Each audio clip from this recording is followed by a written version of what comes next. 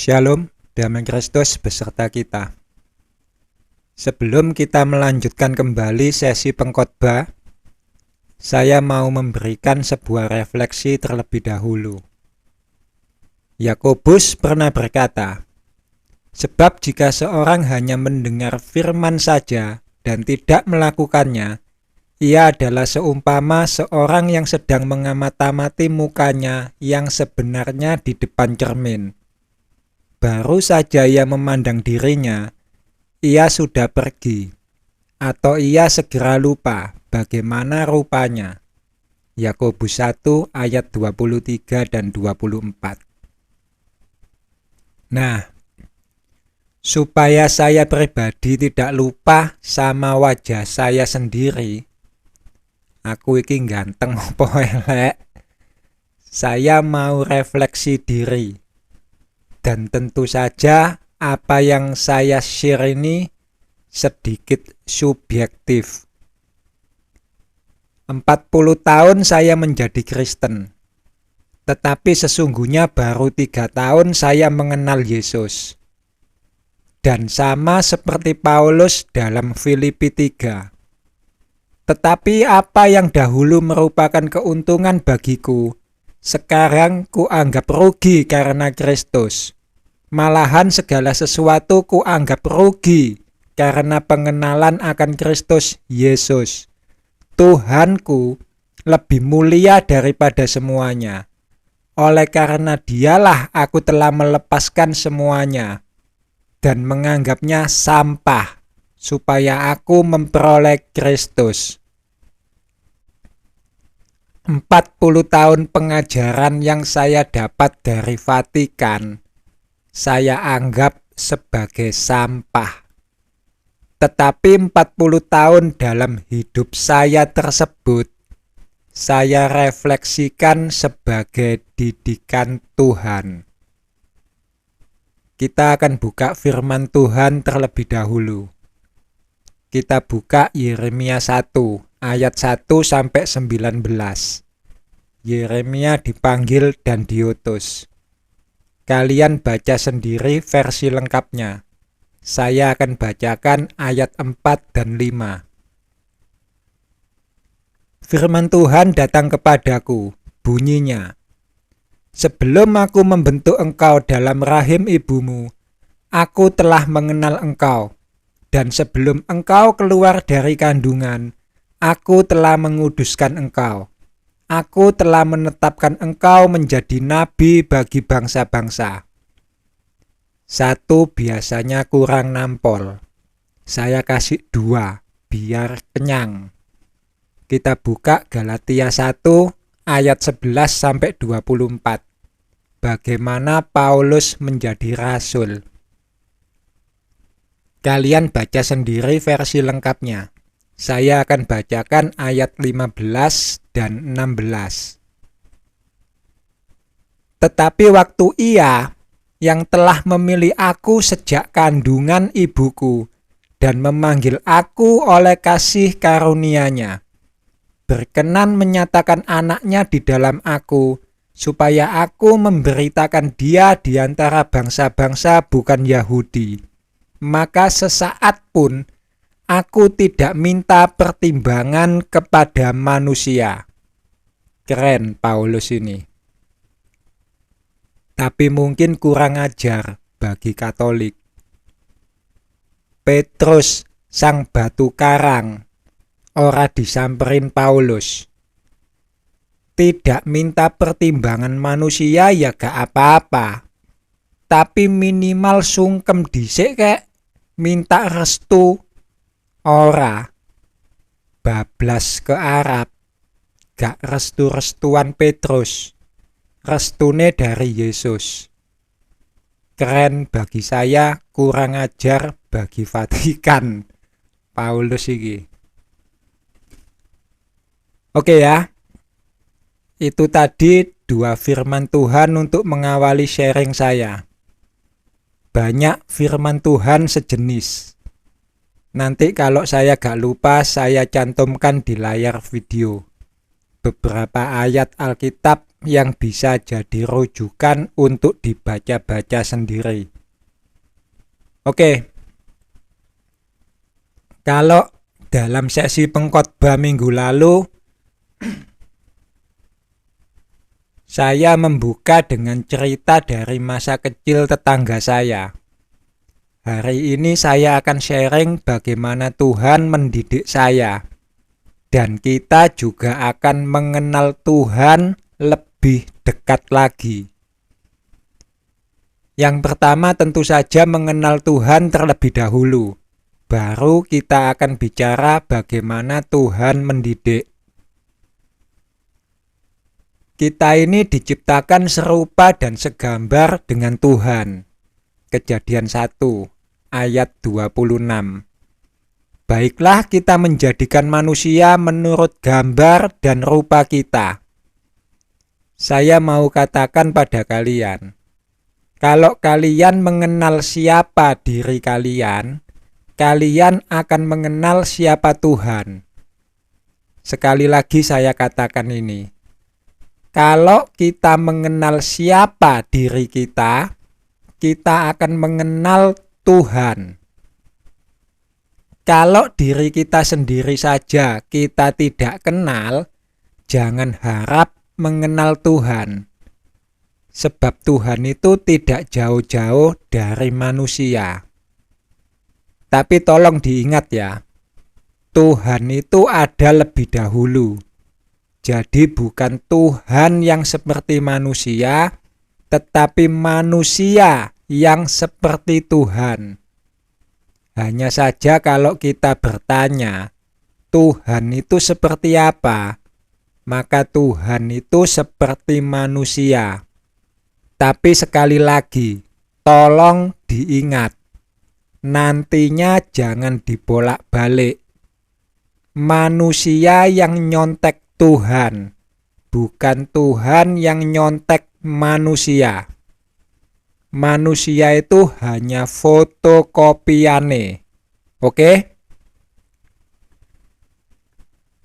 Kita ini anak-anak Tuhan. Bapak kita ini Tuhan. Kalau bapak kita ini Tuhan, kita akan dididik dengan cara Tuhan. Kalau didikan kita ini berasal dari Tuhan, maka buah jatuh tidak jauh dari pohonnya. Atau bahasa planet Mars-nya itu like father, like son. Kalau bahasa planet Venus, like father, like daughter. Jadi kalau ada yang berkata buah semangka berdaun siri, itu ketok gorone. Oke bosku, laupan-laupan sing ganteng-ganteng, daoke-daoke sing ayu-ayu. Kemarin di awal-awal video, saya membukanya dengan mengingat masa lalu dari anak-anak tetangga saya, gitu ya.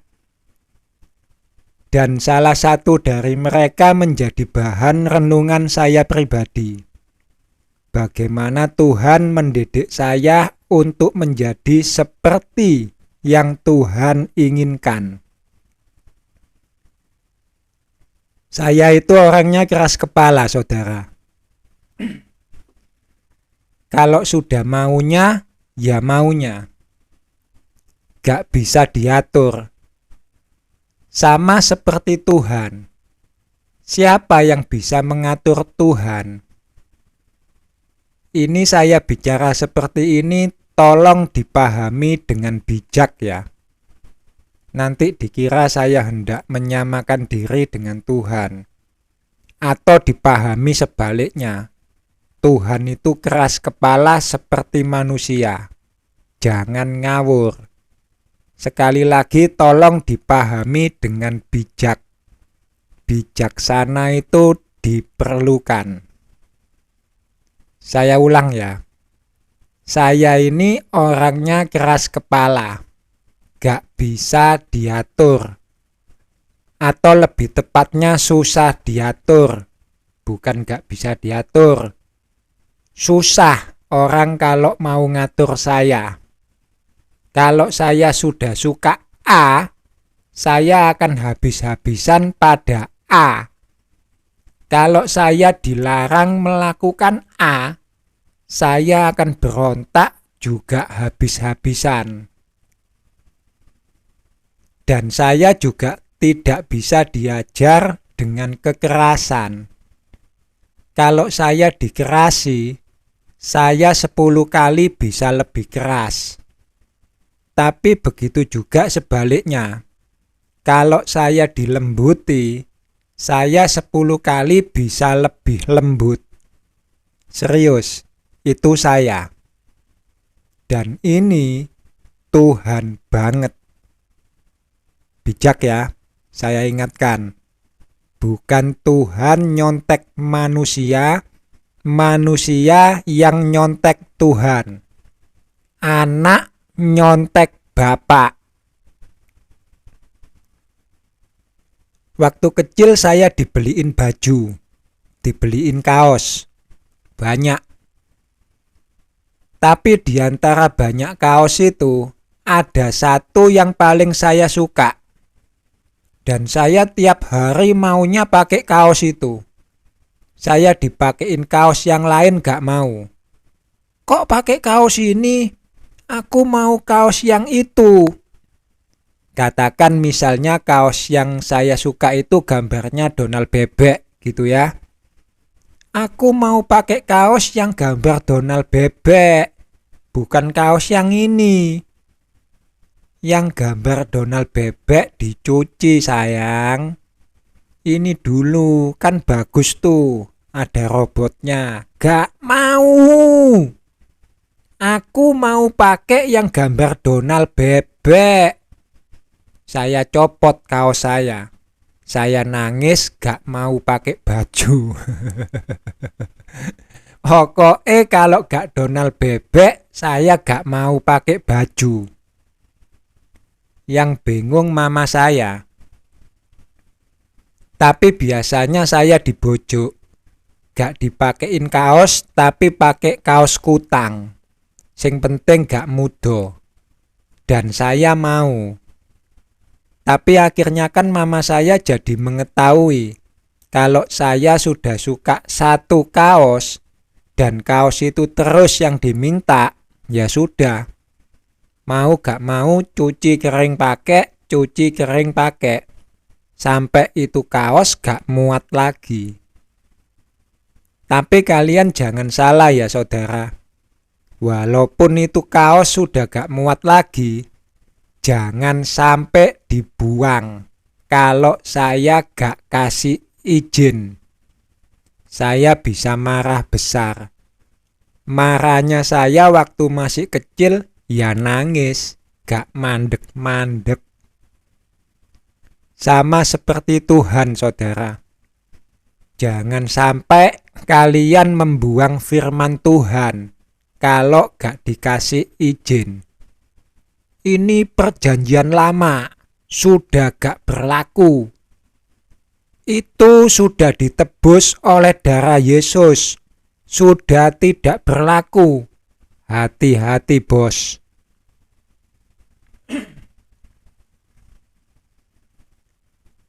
Dan itu terjadi pada mainan saya. Mainan saya rusak terus dibuang. Saya cariin kok gak ada. Saya tanya, ternyata sudah dibuang.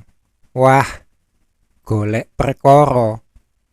Saya nangis gak berhenti-berhenti. Dibeliin yang baru, gak ada itu mainan di Pasuruan. Itu mainan dibeliin dari Jakarta. Zaman dulu tidak sama seperti zaman sekarang ya saudara. Belum merata. Sebagai contoh, kaset lagu-lagu. Di Jakarta sudah keluar, di Surabaya mungkin 3 bulan lagi baru keluar. Di Pasuruan, kota saya, kota kecil apalagi, pedagang kaset di kota saya harus lari ke Surabaya buat kulaan. Kalau enggak, itu kaset mungkin gak akan sampai Pasuruan. Nah, mainan saya itu oleh-oleh dari nenek saya kalau pulang dari Jakarta. Nenek saya ini kan punya 3 anak.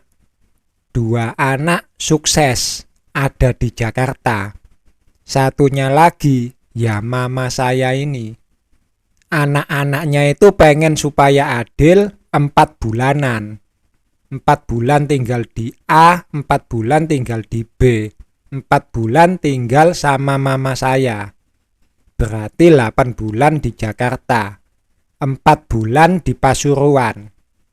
Nenek saya gak betah kalau tinggal di Jakarta. Dia lebih suka tinggal di Pasuruan, kampung. Ada orang yang lalu lalang seliweran. Dia duduk-duduk di depan, ada yang nyapa. Yuk deh, yo, mampir ah. Dia lebih senang kehidupan seperti itu. Di Jakarta ora iso. Jadi dia minta 2 bulan saja di Jakarta.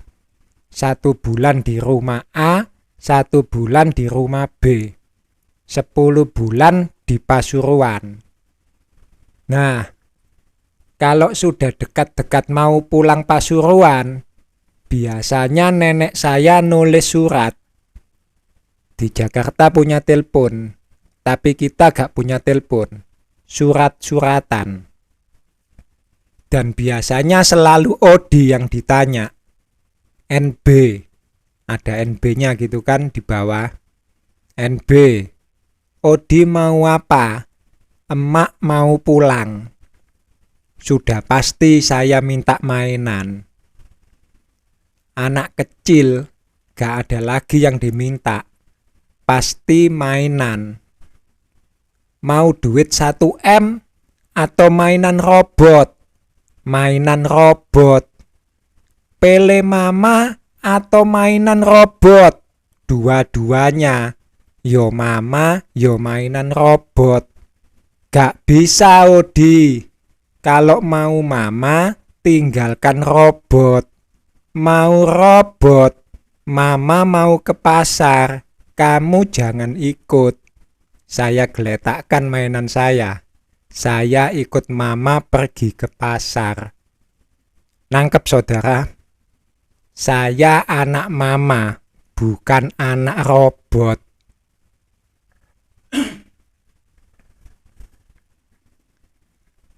Pasuruan belum ada mainan mobil remote control. Saya sudah punya. Oleh-oleh dari nenek saya. Kalau itu rusak, jangan dibuang bos. Pasuruan gak ada yang jual. Cari gara-gara sama saya itu namanya. Nah, waktu itu bukan mobil remote control. Saya lupa mainan apa. Pokoknya ada mainan saya yang sudah rusak dan dibuang sama mama saya. Saya nangis gak mandek-mandek. Akhirnya saya diajak papa saya keliling Pasuruan. Cari mainan seperti itu lagi. Gak ada yang jual. Kapokmu kapan? Dari satu toko ke toko yang lain. Gak ada yang jual. Akhirnya saya disuruh pilih mainan yang lain. Apa saja terserah. Semahal apapun saya yakin pasti dibeliin. Tapi sayanya gak mau. Sekali lagi, hati-hati dengan firman Tuhan ya saudara. Ini sudah ditebus dengan darah Yesus. Darah Yesus itu mahal saudara. Tapi kalau Tuhan gak mau diganti dengan darah Yesus, yang bingung siapa? Kalian sendiri toh? Sekali lagi, hati-hati dengan firman Tuhan. Jangan sembarangan main buang. Susah nyarinya. Saya dibujuk papa saya. Ini loh bagus, bisa joget-joget. Saya gak mau. Atau yang ini juga bagus, bisa muter-muter. Saya gak tertarik. Saya mau seperti mainan saya yang dibuang mama. Saya ngambul berhari-hari, mencucu seperti Donald Bebek. Ditawari mainan ini saya gak mau, ditawari mainan itu saya gak mau. Mencucu mulut saya berhari-hari. Gak mau makan, ngambek. Yang bingung jadinya kan mama saya. Jangan pernah kalian mengira kalau saya lapar nanti kan minta makan sendiri. Gak bakal. Serius saya katakan pada kalian. Jelek ya sifat saya waktu masih kecil. Bikin bingung orang tua. Salah dhewe golek perkara. Mainan saya dibuang gak minta izin. Odi, mama kamu itu sebetulnya gak perlu izin. Yang beliin itu kan mama kamu. Mau dibuang ya terserah mama kamu. Loh, dibeliin dikasih ke siapa? Beli buat sendiri atau beli buat Odi? Kalau beli buat Odi, itu milik Odi. Tetap harus izin sama Odi. Kalau gak ikhlas ngasih, jangan ngasih. Hanya bikin sakit hati. Ada orang yang memberi dengan ikhlas. Ada juga orang yang memberi dengan syarat. Memberi dengan ikhlas sudah banyak yang tahu. Orang tua kalian masing-masing itu contoh yang paling baik dalam memberi dengan ikhlas. Saya beri contoh memberi dengan syarat. Saya punya perusahaan. Saya berikan perusahaan saya ini pada kalian dengan syarat. Perusahaan ini kalian kelola. Terserah bagaimana kalian mengelola perusahaan ini. Asalkan, ini syaratnya, jangan pernah dijual pada si A. Kenapa? Karena si A adalah saingan bisnis saya. Apa kalian bisa? Bisa. Apa kalian mampu? Mampu. Apa kalian mau? Mau. Baik. Saya lepas perusahaan saya ke tangan kalian.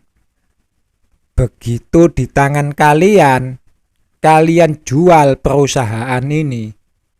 Sudah begitu, kalian jualnya pada si A pula.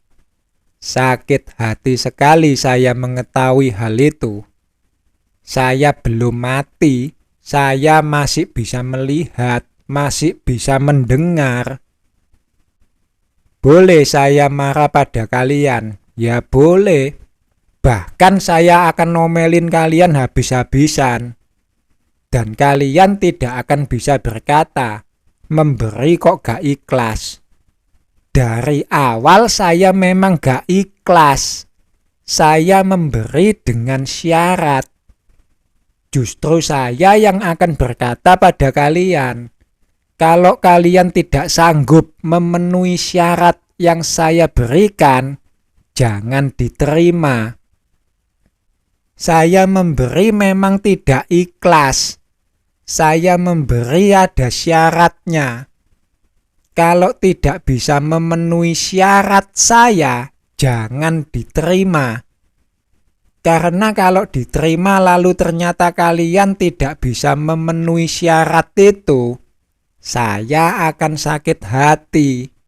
Saya akan kecewa. Lebih baik jangan diterima. Dan saya akan baik-baik saja. I'm fine, thank you. Bisa dipahami saudara? Kisah Ayub. Tuhan berikan otoritas pada iblis dengan syarat. Perkara otoritas ini ya. Dan saya sudah pernah melemparkan pertanyaan ini pada kalian. Perkara otoritas. Saya ulang ya. Tuhan memberikan otoritasnya pada iblis dengan syarat. Apa syaratnya? Jangan ambil nyawa Ayub. Kalau syarat ini dilanggar, habis itu iblis. Tuhan bisa marah besar. Dan begitu iblis sudah mendapat mandat, diberi otoritas sama Tuhan, iblis jadi petantang petenteng. Inilah sifat iblis yang tidak disukai Tuhan. Sombong, belagu, angkuh. Semua berkat untuk Ayub ada dalam kuasa iblis. Dan iblis sikat semua itu. Habis. Anak itu termasuk berkat. Jadi iblis juga sikat anak-anaknya Ayub. Tapi ada satu yang tidak disentuh iblis sekalipun dia punya kuasa untuk menentukan juga. Apa itu? Nyonya Ayub. Istrinya Ayub. Iblis tidak habisi istri Ayub. Tapi iblis berusaha memakai istrinya Ayub supaya Ayub mengutuki Tuhan. Iblis memakai pola yang sama dengan peristiwa Adam dan Hawa. Pengkhotbah. Di bawah matahari tidak ada yang baru. Tapi kok ya puji Tuhan, Ayub tidak mau membuahi perkataan istrinya itu. Kutukilah Tuhanmu. Ayub tidak mau membuahi perkataan istrinya.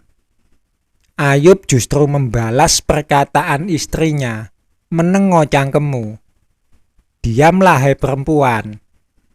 Apakah engkau hanya mau menerima apa yang baik dari Tuhan dan tidak mau menerima yang buruk? Keren ini Ayub. Dia tidak mau membuahi perkataan istrinya, tapi dibiarkan mandul. Kita kembali pada refleksi. Jadi kalau saya yang ngambek, yang bingung siapa? Mama saya.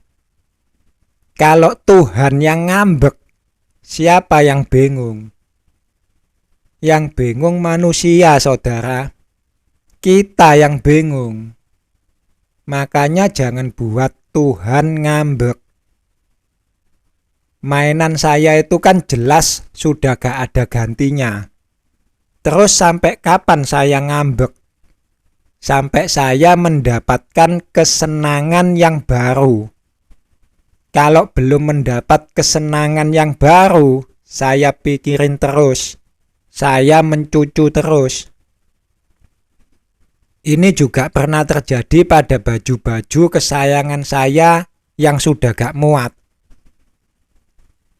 Kalau belum saya kasih izin, jangan pernah dibuang. Meskipun itu sudah gak muat. Tapi untungnya memang masih disimpan sama mama saya. Biasanya dikumpulin dulu. Yang jelek-jelek sudah bolong-bolong dirombeng. Atau kalau tidak dijadiin kain pel. Tapi yang masih bagus-bagus, karena memang gak pernah saya pakai sama sekali. Kalau gak disumbangin lewat gereja, ya dibagi sendiri ke tetangga-tetangga di kampung belakang yang kurang mampu. Dan baju-baju saya yang sudah gak muat, biasanya memang banyak yang masih bagus-bagus, masih baru-baru. Karena itu tadi, saya kalau sudah suka satu, yang lain jarang saya pakai, jarang saya lirik, jarang saya sentuh.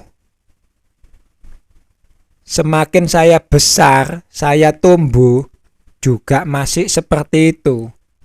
Sudah mulai main di luar rumah, main layangan, kaos saya bolong di ketiak, bodoh amat. Selama saya suka itu kaos, tetap saya pakai. Sampai mbulak itu apa ya? Sampai pudar warnanya, sampai lecet, sampai bolong, tetap saya pakai kalau saya masih suka. Dan saya gak malu keluar dengan teman-teman tetangga pakai baju sobek di ketiak. Saya gak malu. Yang malu justru pembantu saya. Yuk li, odi geloken yuk li, klambine suwek kabeh, yo sik digawe. Isin-isini wae. Dan itu menjengkelkan hati saya. Saya loh yang pakai gak izin. Kok kamu izin? Dan mama saya yang mendapat pengaduan dari pembantu saya juga ikutan malu. Iya dike, salino po, kaos wis suwek kabeh yo dipake. Tapi saya bersyukur punya orang tua yang bisa mengerti anak-anaknya. Walaupun mungkin mama saya malu, tapi gak sampai maksa. Saya disuruh ganti baju tapi saya gak mau, terus digebukin. Puji Tuhan, gak pernah. Orang tua saya gak pernah main tangan. Cukup mendelik saya sudah tahu. Orang tua saya sedang marah. Waktunya nurut. Tapi walaupun sudah mendelik dan saya gak nurut, tetap orang tua saya gak pernah main tangan. Dan itu artinya mama saya mau menanggung malu untuk apa yang disukai anaknya. Bodoh amat apa kata tetangga. Pokoknya anakku seneng. Biar saja. Toh itu hanya kaos bolong. Asal jangan menanggung malu karena anakku seorang bajingan. Mbokku itu saudara. Mama saya. Karena mama saya mau menanggung malu untuk saya. Padahal dia mampu membelikan saya baju yang bagus. Maka kalau orang tua saya tidak mampu membelikan saya baju yang bagus, saya juga tidak akan malu mengakui mereka sebagai orang tua saya. Dipahami saudara? Kalau kalian malu mengakui Yesus di hadapan manusia, maka Yesus juga malu mengakui kalian di hadapan Bapa. Tetapi jika kalian berani mengakui Yesus di hadapan manusia, Yesus juga akan mengakui kalian di hadapan Bapa. Itu saya waktu masih kecil, saudara. Atau wis ketok. Usia baru 4-5 tahun lah. TK kecil, TK besar. Keras kepalanya sudah kelihatan. Lek wis karepe. Like father, like son. Katanya kan gitu. Sama seperti bapakku. Bapak secara daging ya maksud saya. Kali ini saya gak ngomong Tuhan. Bapak di surga. Tapi bapakku dewe. Bapak biologis. Papa saya juga keras kepala. Kalau marah juga ngambekan. Bukan tipe orang yang suka banyak bicara. Kalau gak digong gak bunyi. Tapi juga bukan tipe orang yang suka main tangan. Pokoknya betul-betul pendiam. Kalau marah ngambek gitu aja. Artinya lebih pendiam dari biasanya. Nah, ketika mama saya sudah sakit dan gak bisa jalan, yang jaga toko itu papa. Kalau dulu papa juga punya toko sendiri, tapi banyak malingnya. Yang beneran belanja paling hanya 1-2 orang. Yang beneran konsumen ya maksud saya. Dan sisanya gerombolan maling. Pura-pura tanya ini, tanya itu, lihat barangnya, tahu-tahu menghilang beserta barangnya. Para kampret. Akhirnya toko dijual, barang-barang di toko dijadiin satu sama toko yang di rumah. Toko di rumah kan mama yang aktif. Papa saya akhirnya menjadi orang yang dalam bahasa ekonomi disebut pengangguran tak kentara. Karena toko itu dijaga 1 orang saja sudah cukup. Di rumah, papa saya tugasnya jadi MacGyver. Tahu kan serial jadul MacGyver? Pa, jamku rusak. Bapakku bisa perbaiki. Pa, kulkas rusak. Bapakku bisa perbaiki. Pa, TV rusak. Bapakku bisa perbaiki. Segala barang yang rusak di rumah, bapakku bisa perbaiki. Ini menarik. Mungkin kita bisa jadikan refleksi dengan tema yang lain. Kita kasih judul, Bapakku MacGyver. Wede, keren coy. Tapi kapan-kapan saja. Sekarang saya mau cerita tentang rupa dan gambar Tuhan terlebih dahulu. Sekaligus bagaimana Tuhan mendidik manusia. Jadi itu tadi, toko yang di rumah yang biasa ngurus itu mama. Sekarang yang ngurus papa. Suatu ketika, rokok di rumah sudah habis. Waktunya belanja. Papa saya pamit ke mama saya. Tak tinggal metu yo. Tak tinggal keluar ya. Sorry. Ditanya sama mama saya. Mau kemana? Bayar apat. Rokok entek. Rokok habis.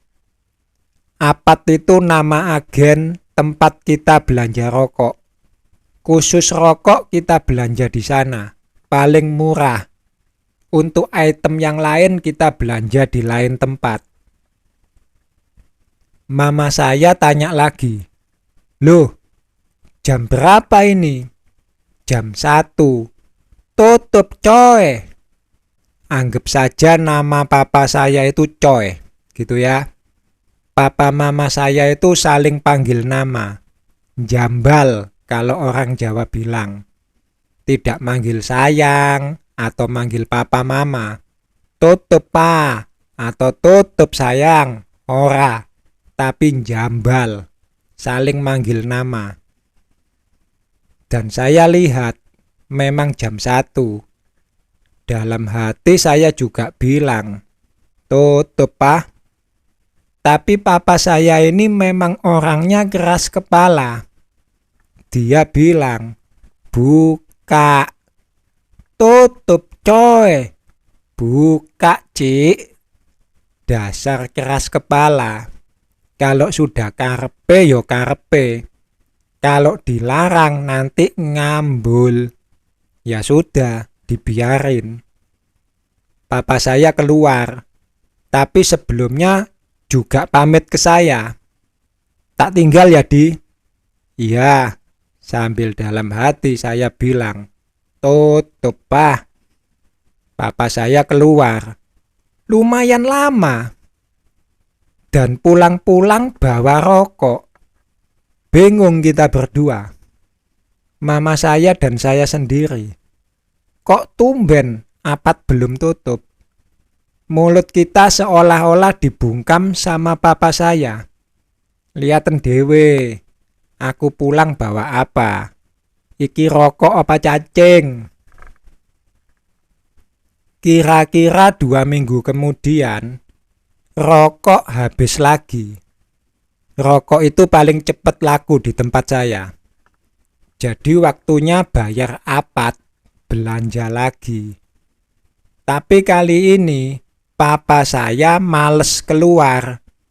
Saya yang disuruh bayar. Masalahnya, lagi-lagi jam 1 siang. Odi, bayar apat. Saya lihat jam 1. Saya protes. Tutup, Pak. Mama saya dengar, ditanya, ada apa? Kebetulan sekali. Saya berusaha cari pembelaan. Papa iki lho, Mah, mau bayar apat. Sekarang jam 1. Mama saya teriak, tutup coy. Saya diawe sama papa, dipanggil.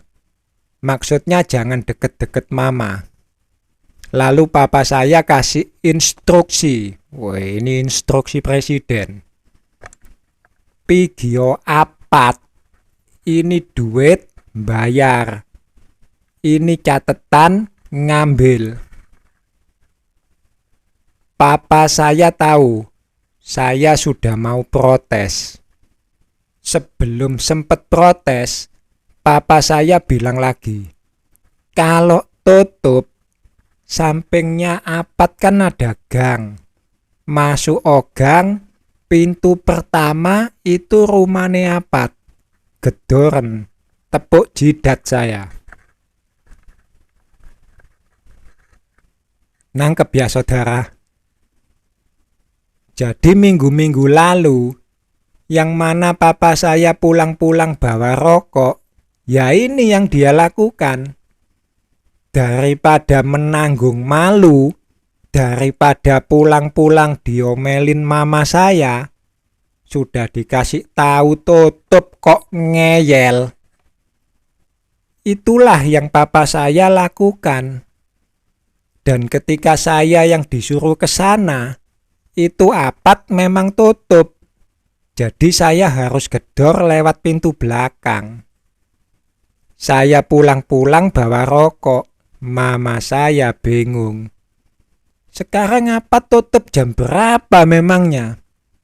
Saya kasih tahu mama saya. Apat itu mah memang tutup. Papa dulu itu gedor-gedor pintu belakang.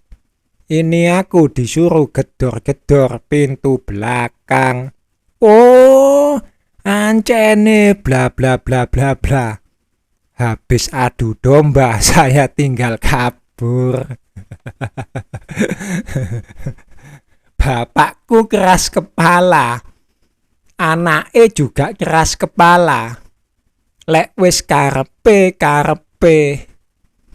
Dan keras kepala ini tolong dipahami dengan bijak ya. Kalau tadi kan saya menggambarkan keras kepalanya bapak biologis saya. Dan itu turun dalam diri saya. Tetapi ada juga keras kepala dalam diri saya yang saya contoh dari bapak saya di surga. Saya contoh dari Tuhan. Ini tolong hati-hati dan dipahami dengan bijak. Jangan sampai kalian berkata, kalau begitu Tuhan itu keras kepala. Keras kepala itu sedikit abstrak, saudara. Saya mau masuk cerita dalam Alkitab saja dulu ya. Kalian tahu kisah perempuan dan hakim yang lalim bukan?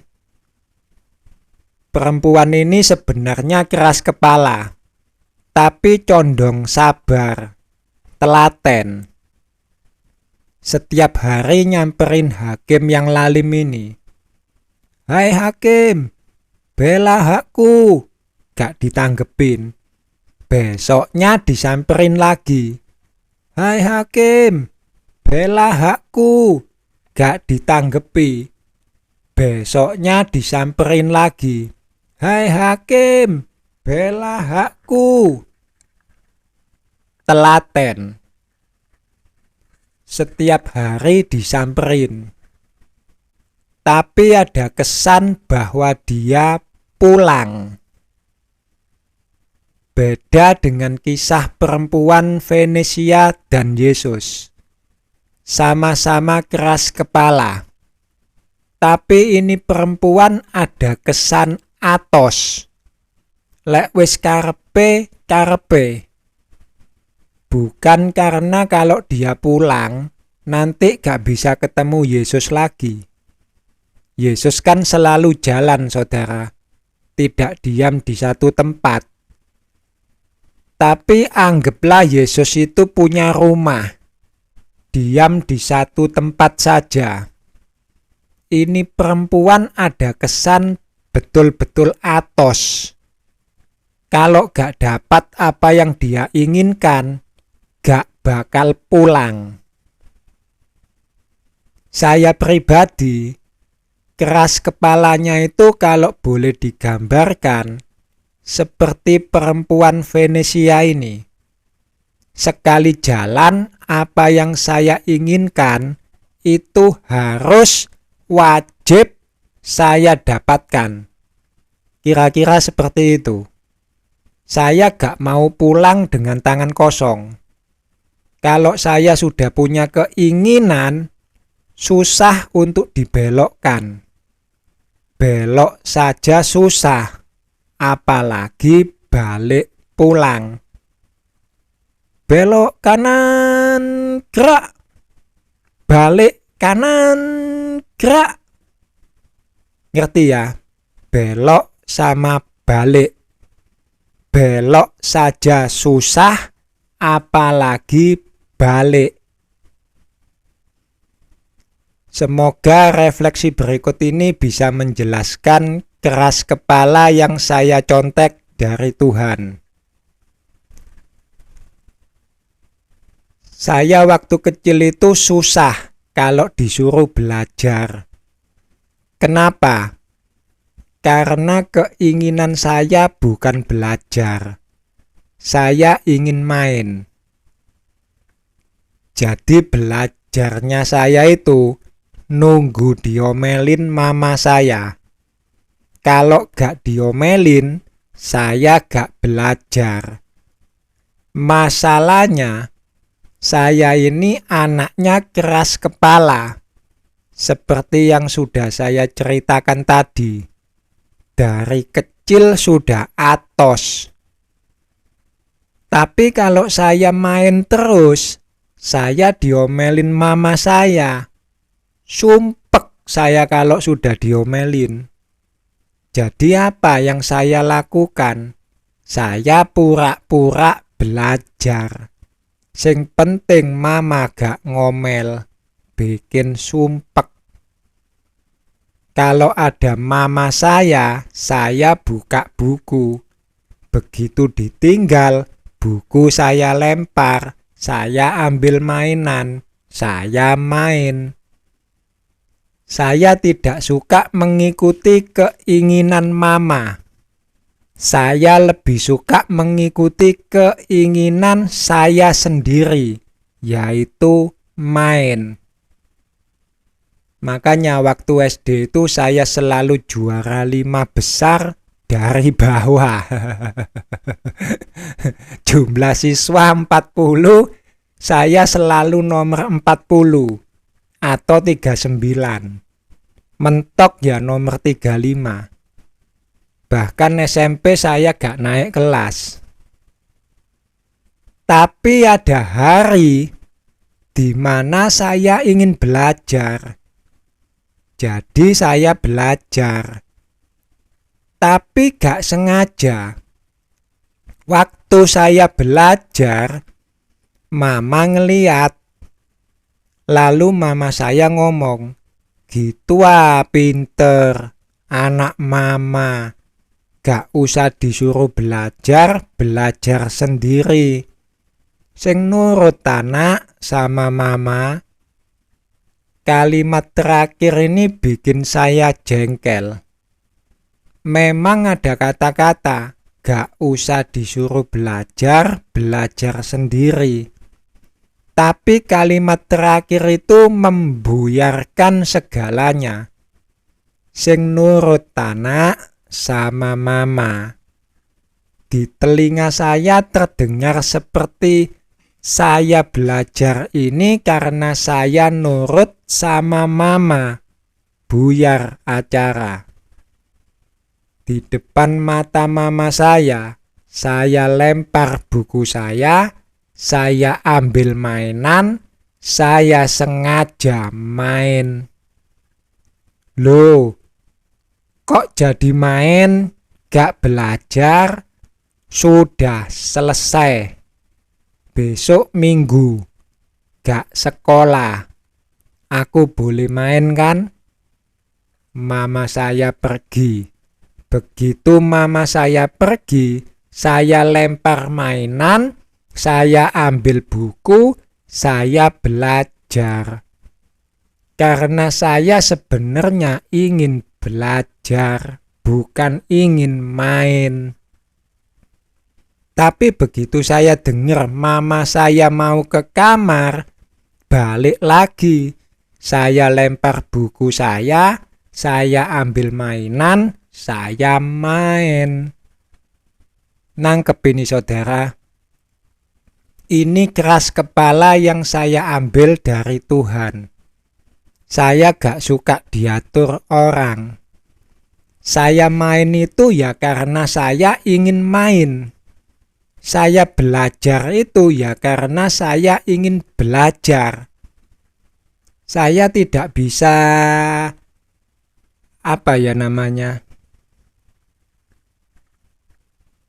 saya tidak bisa diancam dengan kekerasan. Dan saya juga tidak bisa disogok dengan pujian. Jika saya ingin melakukan A, itu karena saya memang ingin melakukan A, bukan karena orang lain. Dan saya ingin memperlihatkan hal ini pada dunia. Hei, kalau aku begini, itu ya karena aku ingin begini. Bukan apa kata dunia. Mengerti ya saudara? Bukan apa katamu, wahai dunia. Bukan apa katamu, aku melakukan semua ini. Contoh lain ketika saya masuk usia remaja, SMP, masih soal baju, soal penampilan. Dari kecil sampai usia remaja, penampilan saya tidak berubah. Kalau sudah suka sama baju A, ya baju A yang banyak saya pakai. Yang banyak protes itu sebetulnya pembantu saya. Yuk li, Odi yuk li, klambine wis mbulak. Yuk li, Odi yuk li, rambute gak tau sisiran. Yuk li, Odi yuk li, rokokan dek kamar. Iki sprayne bolong. Itu lain cerita ya. Tapi saya masukin dikit nanti sebagai refleksi. Waktu SMP, saya lagi jatuh cinta. Widih, masa puber saudara. Cinta Sun Gokong lah. Ini SMP di sekolah lama. Sebelum saya gak naik kelas. Nah, tapi saya gak pernah punya nyali untuk menyatakan. Saya hanya perhatiin saja cewek yang saya incer ini dari jauh. Kadang saya dekat hanya untuk mendengar pembicaraan dia sama gengnya dia. Nanti kita nonton yuk. Begitu fix saya tahu mereka akan nonton bioskop, sorenya saya juga pergi ke bioskop. Saya sendirian, saudara. Saya SMP itu gak punya teman dalam tanda kutip. Cewek-cewek itu kan teman-teman saya juga sebetulnya. Dan semua teman-teman saya di sekolah itu ya teman-teman saya waktu SD. Kebanyakan dari mereka lanjut SMP-nya di sekolah yang sama. Tapi 2 teman saya waktu SD, keduanya gak ada yang lanjut di sekolah ini.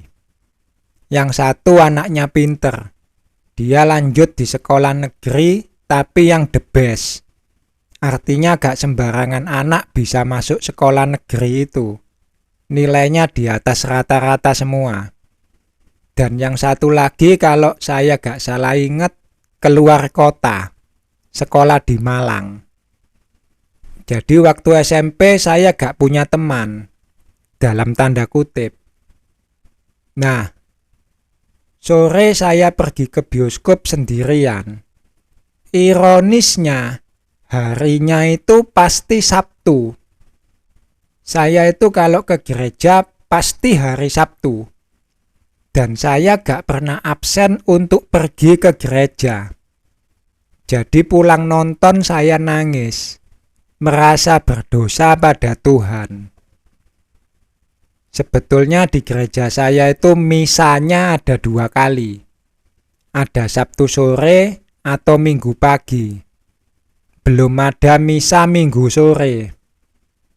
Tapi kalau hari Minggu, bisa dipastikan saya bangunnya siang. Jadi kalau Sabtu saya tidak ke gereja, bisa dipastikan tidak ada gereja hari Minggu. Ini awal-awal saya tidak ke gereja, masa puber, jatuh cinta. SMA kalau Sabtu saya juga keluyuran sama teman-teman. Tapi Minggu sore saya gak pernah absen ke gereja. Justru SMP inilah masa-masa saya selalu merasa berdosa pada Tuhan. Tertekan karena jarang ke gereja, hanya untuk melihat gadis impian. Padahal firman Tuhan itu apa, saudara? Memerdekakan. Tapi saya tertekan gara-gara saya jatuh cinta. Pacaran juga kagak, hanya diliatin aja dari jauh. Gak sebanding dengan perasaan bersalah ini. Tapi ya sudahlah, saya belum mengerti firman Tuhan. Jadi ketika saya jatuh cinta, penampilan saya di rumah berubah. Saya dandan, saya sisiran, saya pakai baju yang bagus-bagus, tidak lagi yang buluan. Dan ketika saya berkaca, wow, ternyata lu ganteng, Odi. Saya suka penampilan baru saya ini. Tapi hal ini dilihat dan dikomentari pembantu saya. Ngono ganteng, rapi, mosok lambine iku terus. Wih, rambutnya disisir saiki. Wah, tumben nurut lek dikandani wong tuwek. Pasti akeh sing naksir lek koyok ngene. Pembantu saya ada sarapnya dikit. Tolong dimaklumi. Dan saya bukannya senang dipuji. Saya jengkel dengan kata-kata tumben nurut lek dikandani wong tuwek. Di telinga saya itu terdengar seperti penampilan saya ini berubah karena pembantu saya buyar acara ganteng-gantengan. Saya ganti baju lagi. Baju-baju saya yang kata dia buluan itu, padahal sudah saya kemas dalam dus. Niatnya sudah mau saya kasih ke orang. Sudah gak mau saya pakai lagi. Saya bongkar, saya masukin lemari lagi. Kampret ini pembantu. Tapi saya sayang. Sudah seperti keluarga sendiri. Lalu saya acak-acak lagi rambut saya.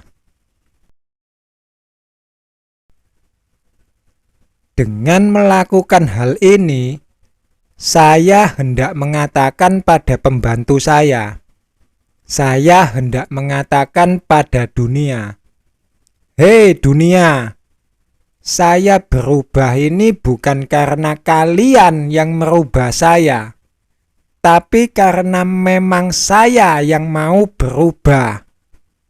Bukan apa katamu, wahai dunia? Bukan apa katamu, aku berubah." Mengerti, saudara? Kalian pernah dengar lagu seperti ini? Ku tahu Tuhan pasti buka jalan.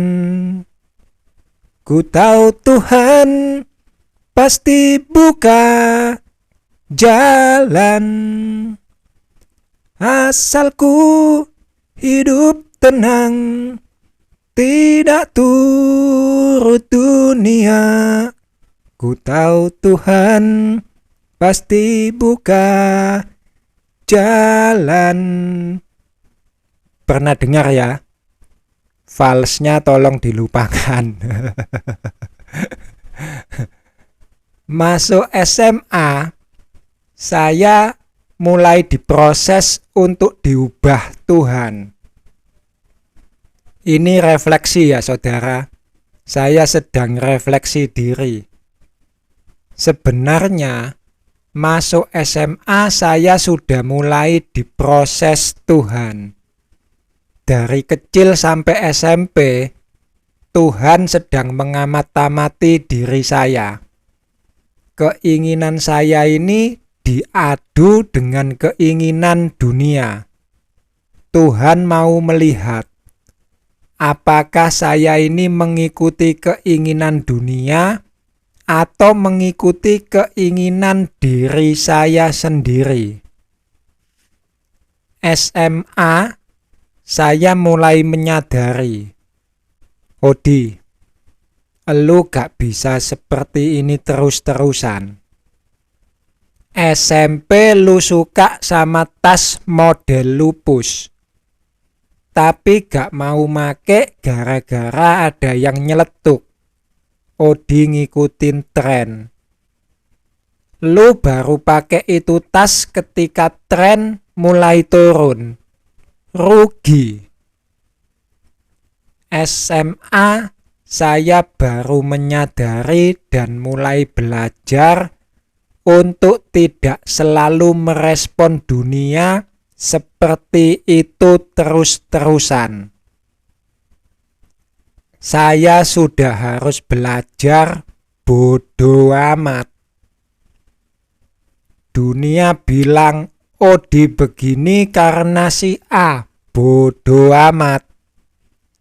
Dunia bilang Odi begitu karena si B, bodo amat.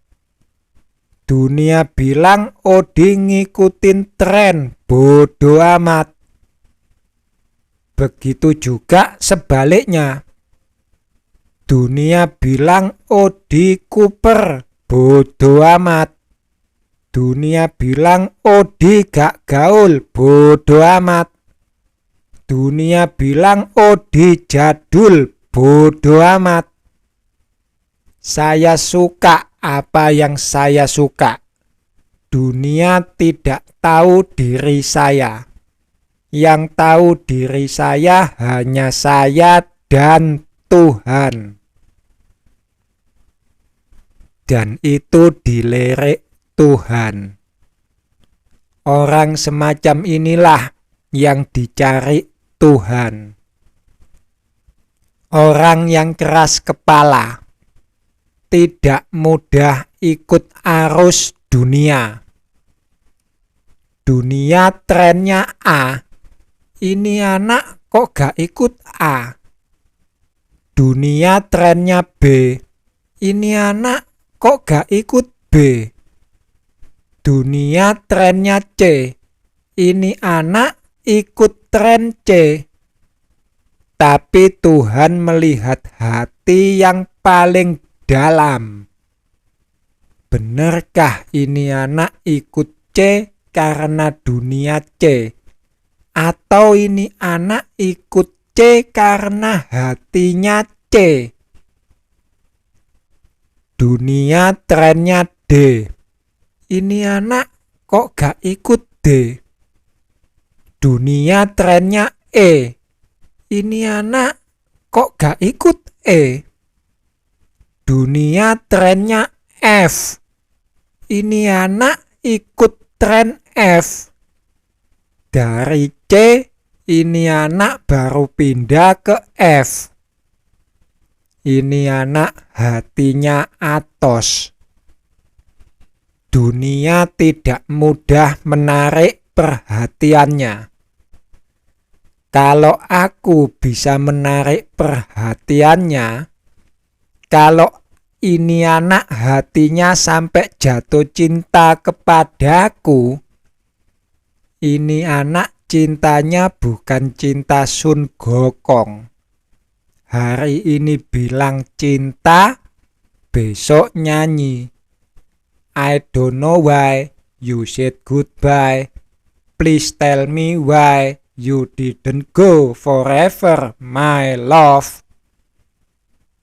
Tuhan tinggal mengarahkan hidup saya agar saya bisa mengenal jalan-jalannya, supaya saya bisa tahu kemana saya harus melangkah untuk menuju rumah Tuhan.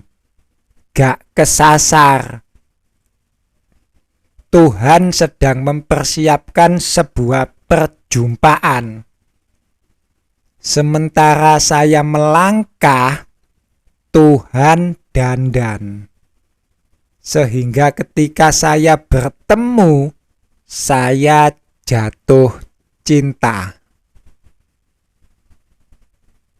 Dan ketika dunia berkata, Tuhan itu A, bodoh amat.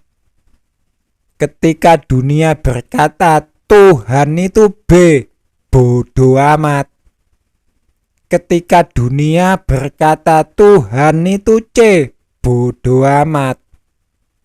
Ketika dunia berkata Tuhan itu ABC, Trinitas, bodoh amat. Saya klepek-klepek ketika melihat Tuhan. Saya jatuh cinta. Orang jatuh cinta itu akan memberikan segala yang diminta orang yang dicintainya. Betul tidak? Sayang, besok aku ulang tahun. Temenku semua punya tas bermerek ini loh sayang. Aku belum punya. Dibeliin tas bermerek ini. Sayang, aku pengen mobil deh sayang. Dibeliin mobil. Sayang, parfum ini enak loh sayang. Wanginya itu wih. Langsung dibeliin parfum mereknya wih. Tuhan berfirman pada saya, sayang, aku ingin bla bla bla bla bla. Saya tidak bisa menolak kehendak Tuhan. Saya tidak bisa menolak roh yang saya cintai. Keinginan saya ini terlalu kuat untuk takluk pada keinginan dunia. Tetapi keinginan saya ini juga terlalu lemah untuk melawan keinginan Tuhan. Sampai sini dapat gambaran, saudara. Akhirnya saya berhasil menikah dengan Tuhan. Adam menikah dengan Hawa, menghasilkan anak dosa. Saya menikah dengan Tuhan, menghasilkan anak Roh Kudus. Semua orang yang menikah dengan Tuhan pasti menghasilkan anak Roh Kudus. Roh yang saat ini tinggal dalam diri saya, itulah anak saya. Dan sekarang dia tumbuh semakin besar. Mengertilah dan pahamilah refleksi ini baik-baik. Jadi sifat keras kepala yang saya contek dari Tuhan ini lebih condong pada kehendak bebas saya yang susah diatur oleh dunia. Jika dunia ini liar, maka saya lebih liar. Sehingga bukan dunia yang menguasai saya yang menguasai dunia. Inilah gambar dan rupa Tuhan. Dan saya katakan pada kalian, Tuhan sebel dengan orang-orang penganut Trinitas. Tuhan benci dengan orang-orang Trinitas. Serius, saya sampaikan ini pada kalian. Tuhan jengkel dengan kata Trinitas.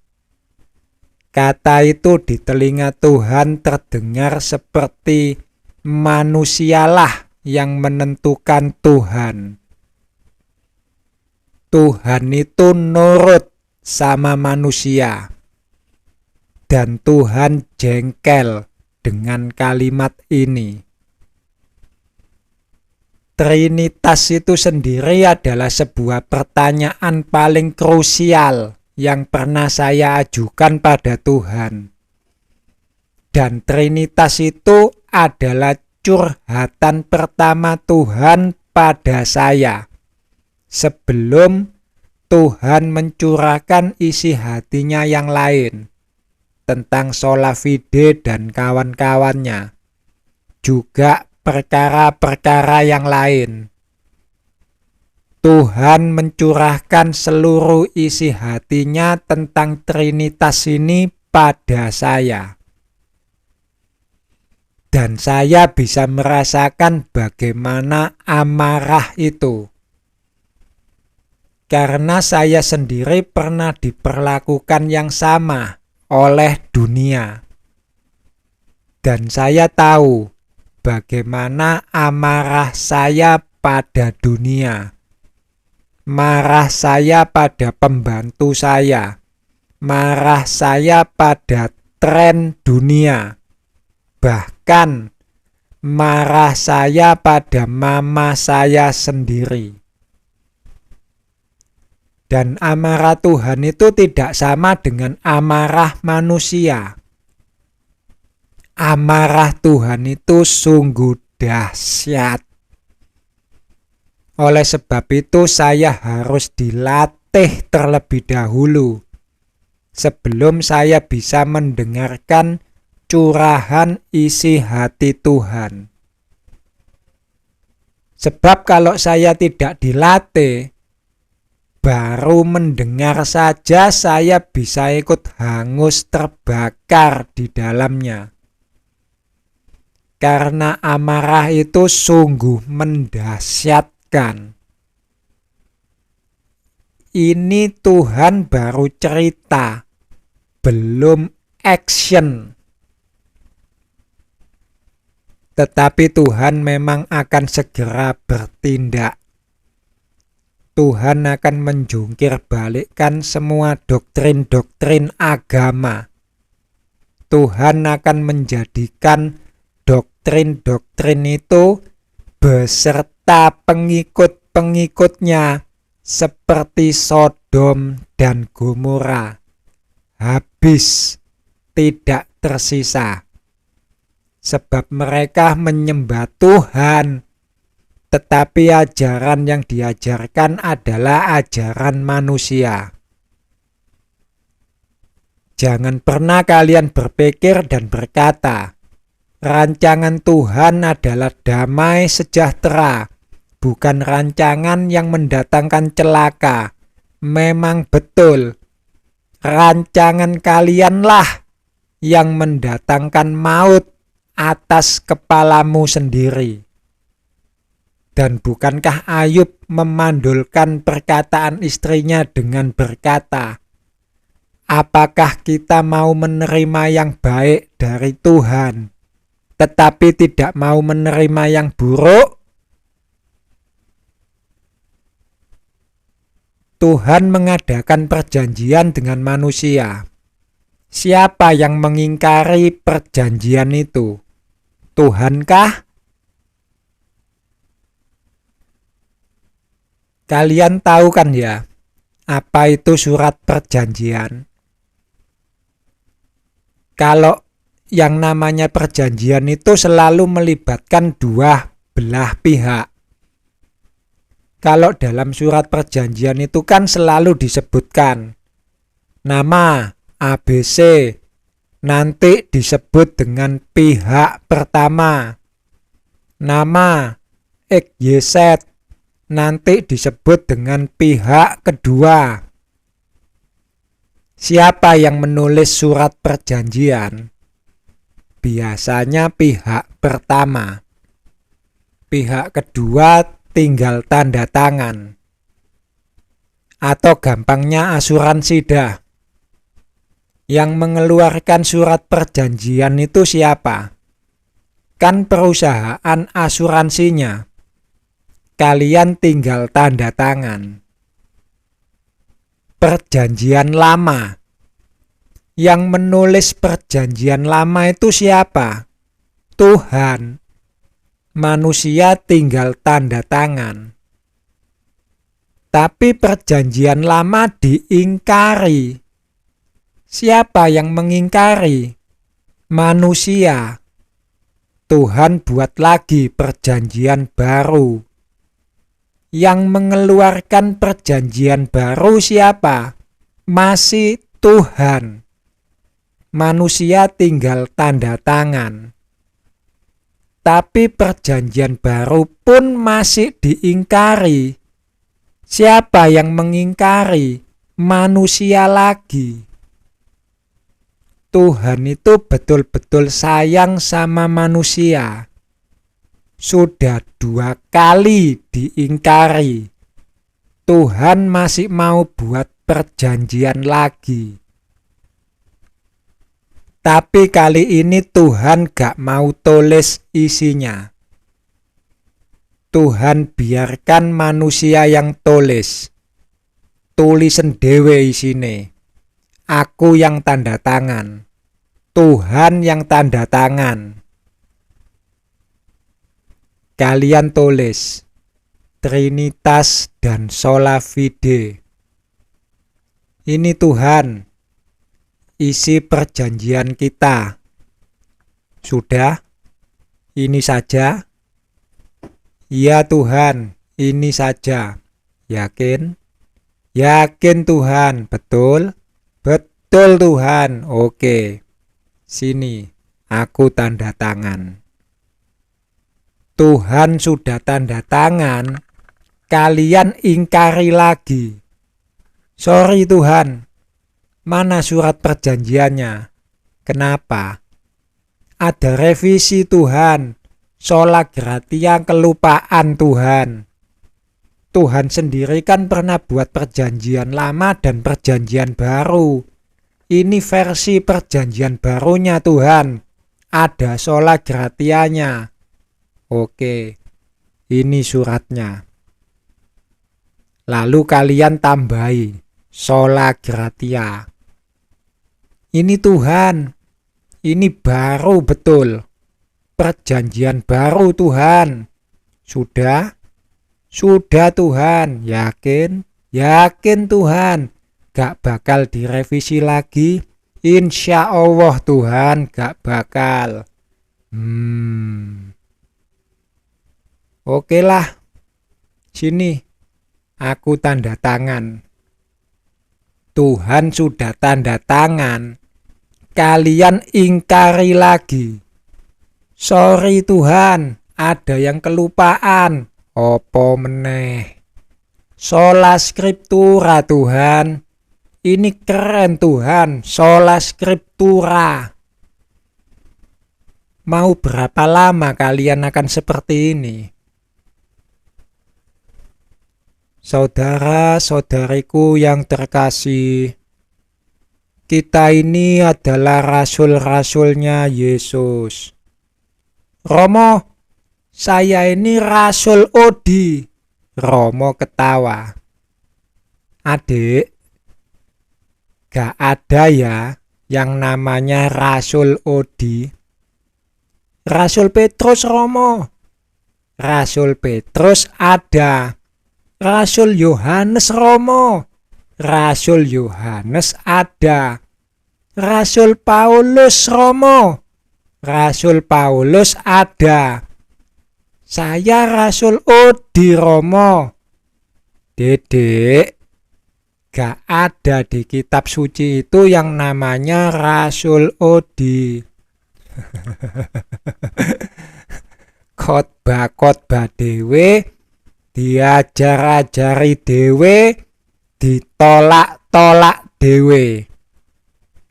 Dari umat, oleh umat, untuk umat. Berapa lama kita akan seperti ini? Shalom.